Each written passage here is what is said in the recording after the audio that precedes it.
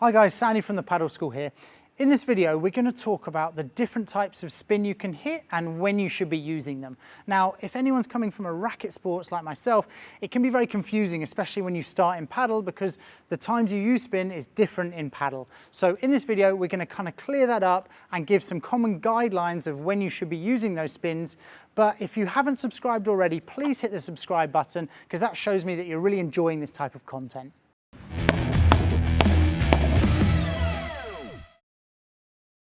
So when we're thinking about the type of spin, we're really taking into account three main considerations. First of all, the playing level.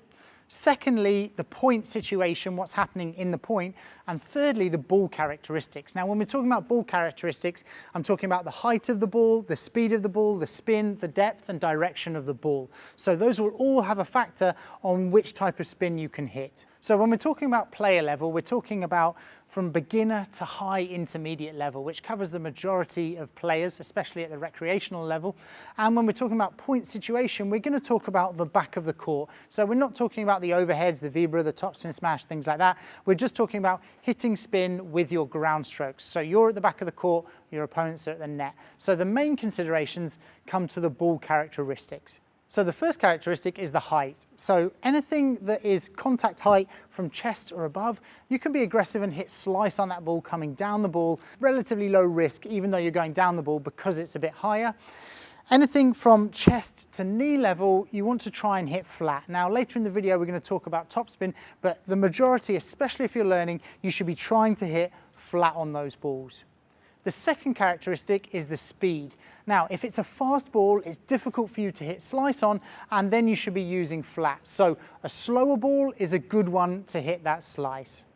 The third characteristic is the spin, and that's the spin that the ball already has on it. So if a ball is coming towards you and it's already got a lot of slice on it, it's going to be easier for you to hit that flat rather than trying to put extra slice on that ball. And also, if you get a flat one, that's going to be an easier one for you to hit a slice on. The last two characteristics are depth and direction. Now, for both of these, it's easier to hit a slice on an easier ball. It's more difficult to hit a slice when you're at the back of the court, scrabbling around, and if you try and hit slice, then that's a risky shot for you to hit. So you want to hit those balls flat if you can, and the easier balls slice. As a general recap, if it's an easier ball, then you want to hit a slice on that. That's the one you can hit a slice without a huge risk, and you can go for that ball and be a little bit more aggressive. If it's a more difficult ball, a faster ball, more spin, then you can hit flat on that, and that's also going to be a more consistent shot for you. Now, there are exceptions. There are times when you're really reaching and you want to hit a drop shot, so you might hit a little bit of slice on it. But for the general guidelines, this is a good way to think of what type of spin to hit. Now, at a higher level, players also hit a little bit of topspin on the ball, and they use that to hit a chiquita down to the opponent's feet because it brings the ball down, but it's not like tennis where you have strings and you can really brush and you get a lot of rotation on the ball. You are basically using that spin by just the contact face of the racket, and that's what's creating that spin.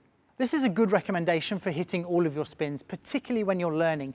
Use the tilt of the racket face to create that spin. So instead of brushing down the ball and chopping at it with the slice, just open the racket face and hit the ball like that. And the natural tilt on that racket face will create the spin, causing the slice at the other end. The same with hitting flat, and the same if you do end up hitting that topspin, brushing up the ball. Now, the one-to-one course is a great course for you to watch, because there I'm actually teaching a student how to hit these ground strokes and how to develop spin on all of their shots. So that's definitely something you should be watching. I'll put the link down below in the description, but if you want to improve your game, that is a great place to start.